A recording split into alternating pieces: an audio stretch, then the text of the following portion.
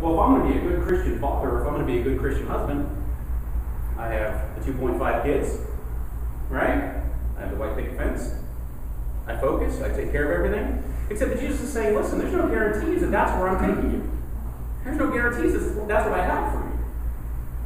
I've got other things going on, and you need to focus, because the pattern of the acceptable life is not what I see for you. And Jesus says in Matthew 6, no one can serve two masters, for he will either hate one and love the other, or else he will be loyal to the one and despise the other. You can't serve God and mammon. Now, there are two options here of who you can serve. God and everything else. Right? He doesn't say, guess what? There's an undecided category. And you can sit in there as long as you need. He says, no, there's decided. Either for God or for everything else. There's no middle ground. And so when he's doing this evangelism with the teacher of the law and the other one, who actually is called a disciple in the New King James, you have these two options that he's telling them. Life with me, no guarantees. That you're going to have the amenities, you're going to have your reputation, you're going to have the things that matter. But, we do know what it ultimately entails. But he says, the other life is a life where you've chosen against me. You've chosen the exact opposite. You despise God if you love mammon. Everybody understand that? You despise God if you love here more than him. And it puts our priorities into an interesting context. Because we're kind of taught that there are certain things that God just wouldn't ask you to do. And blowing off, family ritual and family obligations is certainly one of them. Only you understand that that was a ritual and an obligation for the son to take care of in that culture. And Jesus is like, not relevant to me. Not relevant to me. And so we all have, thinking back to what I said at the beginning, we all have things that have sort of torn us apart. We all have things that have sort of severed kind of our allegiances at times. Where there's times when we're just sold out, yes, God, yes, God, yes, God, but then there's maybe too great of a request or too great of an idea. And we think, well, I'm not really ready to go that far. And it was interesting, last night there's a movie, Soul Surfer. Has anybody seen it? Okay, I really was dead set against seeing it. I know all of you are like, oh, horrible human being. But the reality is this, is whenever there's a movie that has Christian, the goal is a Christian, ideal, I tend to find them exceptionally cheesy. Okay? Like to the point to where I almost become sort of mocking. And that's just bad. Right? So I just choose not to watch them. Alright? I feel like that's my way of dealing with it. I just choose to not allow it in my home. And so my wife went out last night. She got dinner and she's like, hey, I picked up Soul Surfer in the red box. And I was like, great. So she puts it in, and I'm sitting there and I'm like, all right, I'll watch it. And so my son's sitting there and he's like, is this the one with the shark? And I was like, yeah, so I started freaking out, right? What'd you get eaten? I'm like, I'm getting a nip jaw. Right. And I kept telling my son, there's really no reason to freak out about sharks, because they're a long ways away. And then I made land shark jokes and it didn't work out. But that's a prank. Anyway, so the movie starts. If you haven't seen it, I'm not writing anything because everybody knows the story at this point. But I was blown away at the very beginning. There's a scene where they're at worship at Calvary Chapel, if you like, and they're singing a worship song. Blessed be the name of the Lord. Okay? And Carrie Underwood plays the youth pastor, right? Did you see? My youth group's like, well, yeah. All youth pastors are awesome like that. And she's up there singing, of course, right? And so Carrie Underwood plays the youth pastor, and she's singing. And they're doing Blessed be the name of the Lord. And I'm going, okay, that's, cool, way to go contemporary. Usually you kind of go for Amazing Grace and a hymnal, but they're doing that song. Well, anyway, they start panning the audience, and then that's kind of where you kind of get the first scene of her family, and it's Dennis Quaid and Helen Hunt play her parents, and which I was like, I don't know. Anyway, apparently more. And right. And so they're panning across, and they're looking at her family, and it's really interesting because it's the part of the song where it goes into the bridge. We'll go there. Where it says you give and take away. It says you give and take away, you give and take away. And they're focusing, and Dennis Quaid is smiling, singing that part of the song, you give and take away. Now, knowing what I know about the story, and knowing what I know is coming, I'm thinking, oh, it's interesting that the director and writer of the movie would be so knowledgeable as to make sure that that was the song they were singing, because, what happens to this girl. And so I'm listening and I'm thinking, okay, well, all right, you might have got me on that one. So I'm starting kind of getting into it a little bit. I'm like, all right, you pulled me in here a little bit. And so the movie goes on, and the girl goes through a rather intense kind of, they do a really good job of the movie doing it, but a rather intense attack, and the shark takes off her arm. And she's this sort of burgeoning, championship surfer. And she's calm through the whole thing. She's very level-headed, but she's a huge server of the Lord before all this happens. Okay, so but she's blessed. She's a championship surfer. She lives in Hawaii. Her backyard is the ocean, right? Because if you've seen the movie, her backyard is the ocean, right? She looks out the back window, the ocean, right? And so some of us would say, well, that's an easy environment to be all committed, right? You give and take away. That's an easy song to sing when your backyard is the ocean, right? Because God's just giving. Right? Give and take away. You give and take away.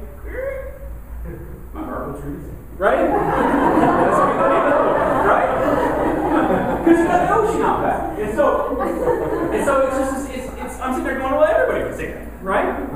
And so she goes through this whole ordeal where she goes through this just massive trauma, and she ends up kind of having to rethink her life, but she never loses. She has the questions that I think any human being would have, no matter how strong you are in your faith, but she has the question, but she never loses focus on the fact that God has a plan for all this. She doesn't know what the plan is, and she's confused, which, all of us would be. But she stays into it. And the movie really pulled me in, and I'm watching this and I'm thinking, isn't that interesting? Because she's been given this fantastic gift. She's a championship surfer. Not everybody who lives in Hawaii is a really good surfer. I mean, I visited there once and saw a lot of people not surfing well. Right? They weren't all tourists. Some of them were very Polynesian. And, so I'm sitting there and I'm thinking, this girl's been given this amazing gift. She's got a great family, strong family, good family, loves her, takes, is positive with her, pushes her just enough, just right. They're not obsessive parents. And she's got all these amazing gifts, all this amazing stuff. But then she goes through this thing where the shark takes away something that would handicap her and what is her ultimate gift. And she kind of goes through this deal where she has to now make a choice, and she has to figure out what she's going to do.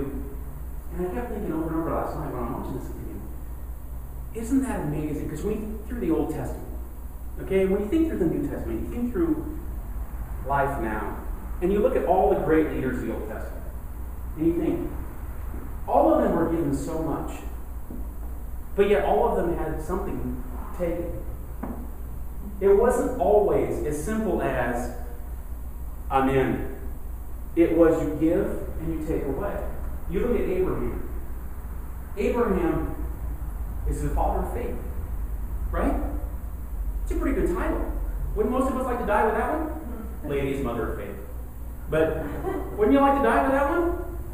But that's what he was given the title, father of faith, right? But what did he lose? He lived most of his life in a foreign land, right? Lived most of his life in a foreign land. Uncomfortable, struggling, dealing with things. He dealt with difficulties in having children. He dealt with difficulties once the kids were born. Right? He was willing to give it away. But there's this whole idea of Abraham sort of had and had to give. Abraham acquired and had to give. God gave him and take away. And then you keep going on. Jacob. Great story. Jacob. What was Jacob's name? What was the name God gave him? Israel. Good name. Right? Because that's what it is still. Pretty solid, right? They're not the Abrahamites. Right? They were the Israelites. He was given the name Israel. But what did God take? Crippled him for life. You guys are like, yes. When did that happen?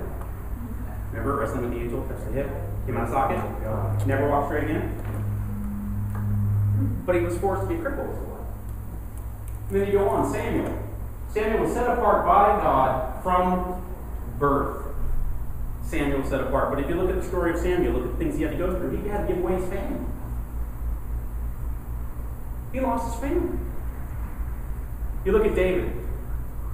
Man after God's own heart. Guy could play music, right?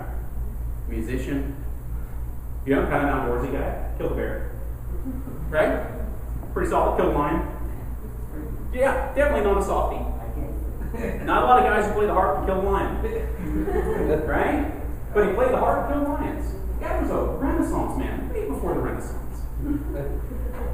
But because God chose David, he spent most of his life on the run from Saul.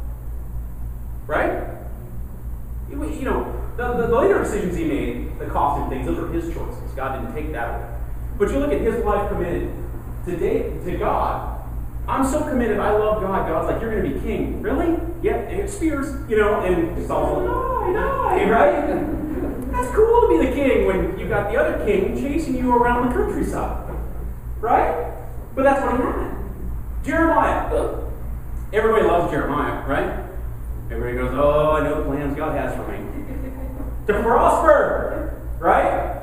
Everybody's got that on their house wall somewhere, right? No. It's over your kitchen sink, right? It's over your doorway. It's in your Bible, right? Everything, you know, it's your little air pressure in your car. Somewhere you have Jeremiah, right? Because we love that one. We love it. That's a great verse. It makes you feel good. You sleep good. God has plans. Prosper. Right? Except that, you know how many converts Jeremiah saw in his ministry? 0. Wow. Plans to prosper. Interesting. Prosperity. Right? Jeremiah spent his life doing what? Prophesying death over people. He was popular at parties. Right? Jeremiah's here. Oh, Lord. Close the door. He's going to so bring this thing down. Right? Jeremiah walks in. He's like, hey, everybody. Uh-oh. No, here it comes. God says you're all going to burn. Right? Isaiah. Everybody loves Isaiah. Isaiah's good, right? Isaiah went through the purification process, didn't he? Right? Come on, take the cold. That's my lips here, right? Remember that song, right? Sang that one in church? Yeah, that doesn't sound very pleasant. Isaiah went through a difficult ministry time. He's in the New Testament. Peter, crucified upside down, gave his life ultimately for the cause of Christ. Gave everything. Yeah, he got to see healing, but he also got to feel crucifixion. Give, and you take away.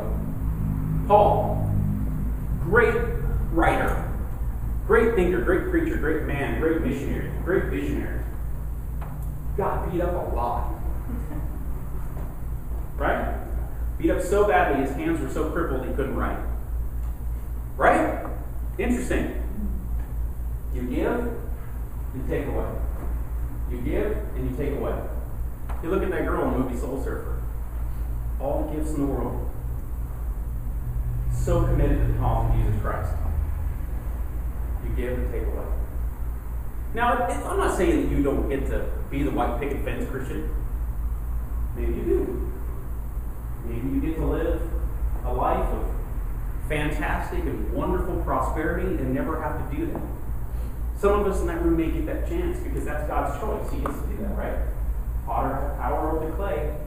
He can do whatever he wants with it, right? Yep. Now, some of us may get that. Everybody in the room's like, never hit the ocean. Don't prophesy. Don't volunteer for kingship. Right? But those are the things that